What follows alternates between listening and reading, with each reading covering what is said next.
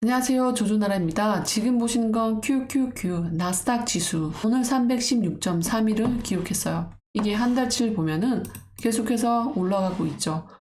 이게 뭐지? 이 은행 사태로 인해서 주식이 폭락을 해야 되는데 왜 자꾸 상승을 하고 있지? 라고 궁금해 하시는 분들이 있을 거예요. 하지만 마켓은 항상 정세를 바로바로 반영하지 않는다라고 저는 개인적으로 생각해요. 그리고 지금 보시는 이 나스닥 QQQ는 이게 이곳 현지에서는 불트랩일 수도 있다라는 가능성이 제기됐어요. 그 뜻은 이 불트랩, 겉으로는 성장세를 보이고 있지만 결국에는 폭락할 가능성이 크다라는 거죠. 거기에 대해서 제시한 근거로는 이제 5월 달에 있는 연준의 금리 인상을 멈출 수도 있다. 그러니까 피벗을 할 수도 있다라는 거죠. 피벗을 했다라는 뜻은 만약에 역사가 반복된다면 피벗 뒤에는 항상 마켓 폭락이 있었어요. 그래서 이번 오는 5월 달에 연준이 만약에 피벗을 한다면 마켓의 시장의 폭락은 따라올 것이다 라는 예상이죠. 그래서 지금 단순히 있는 성장세는 그 5월 달을 위한 그런 불트랩이다 라는 그런 의견이 많이 있어요. 그렇다고 이게 뭐 100% 맞다라가 아니라 그런 추측이 있다라는 거죠. 항상 금리 인상하는 걸 멈춘다라고 하기 전에 이렇게 상승이 왔듯이 지금 우리는 이런 트렌드를 따라가고 있다라는 그런 추세가 있어요. 하지만 지금 이 주식이 올라갈지 내려갈지 이렇게 단순한 50대 50의 비율을 따지기보다는 더 중요한 것은 저희가 지금 정세가 어떻게 돌아가고 있냐, 그게 더 중요하다라고 생각해요. 그러면 큰 사진을 볼 수 있다라고 생각이 되기 때문이에요.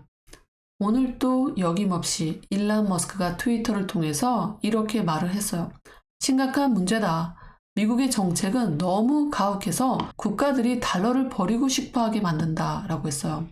지금 미국을 제외한 많은 국가들이 지금 미국 달러에 대해서 고민을 하고 있다던가 혹은 중국을 통해서 얘기를 하고 있다라는 거죠. 그러한 이유에는 이 미국 정부의 과도한 정부 지출과 결합해서 다른 국가가 이 미국에 대한 인플레이션의 상당한 부분을 흡수하도록 한다라고 했어. 그러니까 이 미국이 한도 없이 끝도 없이 돈을 계속 프린트하니까 이 손해는 결국은 미국뿐만 아니라 미국 달러를 가지고 있는 다른 나라도 손해를 본다라는 뜻이죠. 그리고 지금 보시는 기사는 약 10시간 전에 나타난 기사예요.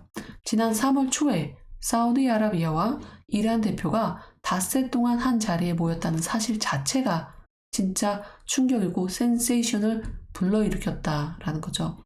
지금 이 미국 같은 경우는 은행 파장이 있을 때 중국에서는 정말 어마어마한 파트너를 만들고 있다라는 생각이 들어요. 그리고 페르시아만의 최대 라이벌들이 외교 관계를 재개하기로 합의한 사실은 적지 않은 파장을 불러일으켰다라는 거죠. 지금 이 미팅이 왜 굉장히 충격적이냐면 이 적대적인 두 이웃이었단 말이죠. 사우디아라비아와 이란이. 근데 이 두 이웃이 무엇보다도 베이징에서 악수를 했다라는 사실은 아마도 리야드와 테헤란 사이의 새로운 화해에 대한 가장 큰 놀라움이었을 것이다 라는 거죠.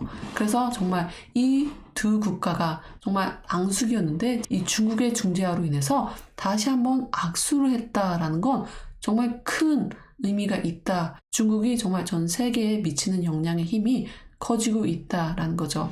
그래서 이 기사의 타이틀은 이 중국의 중동 중재 역할이 미국을 정말 걱정하게 만든다라는 거죠. 정말 이 두 나라, 이란과 사우디아라비아는 1979년 이란 이슬람 혁명 이후 서로 계속해서 나쁜 관계를 유지했었어요. 10년 이상 동안 그들은 예멘과 같은 국가에서 대리전을 벌이면서 이 지역 분쟁에서 반대 정당을 지원해 왔어요.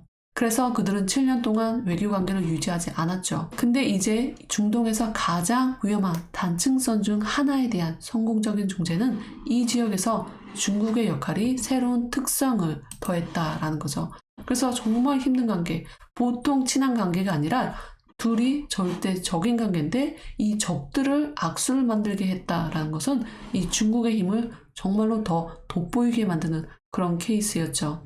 그리고 이 중국이 사우디아라비아, 이란뿐만 아니라 이 프랑스까지 한 번 더 뭉쳐서 우리 위안 좀 써달라라고 했죠.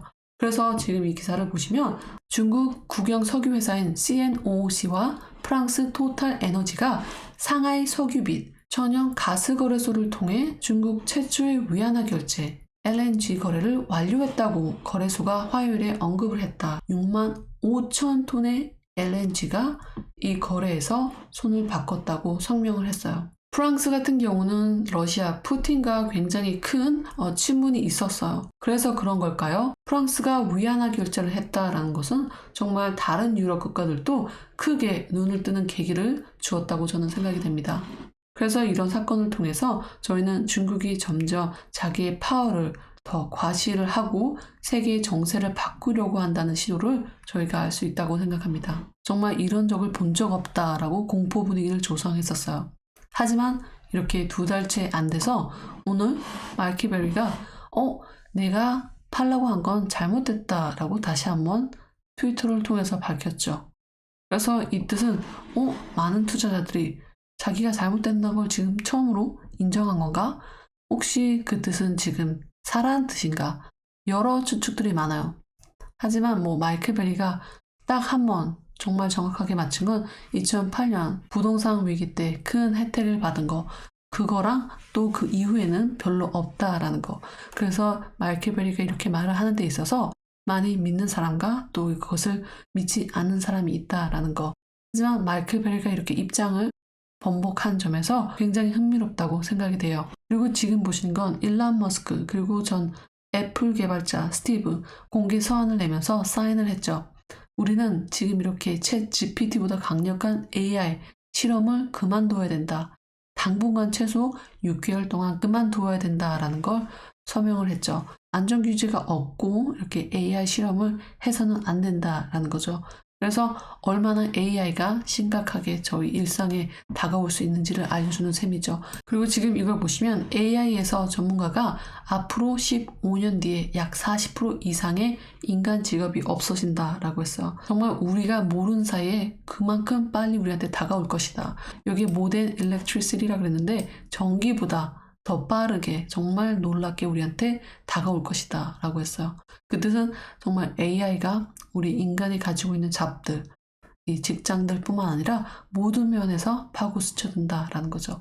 그래서 어쩌면 일론 머스크가 계속해서 가장 위협적인 게 AI라고 한 게 아닌가 싶습니다. 그래서 지금 이 AI에 대한 규정이 하나도 없을 때 이 실험을 지금 당장 최소한 6개월 동안 멈춰야 된다. 그래서 오늘은 이렇게 마켓에 대해서 얘기를 했고요. 지금 현재 정세에 대해서 한번 다뤄봤어요. 영상을 끝까지 봐주셔서 감사하고요. 영상이 도움이 되셨으면 좋아요, 구독, 알람 꼭 눌러주세요. 감사합니다.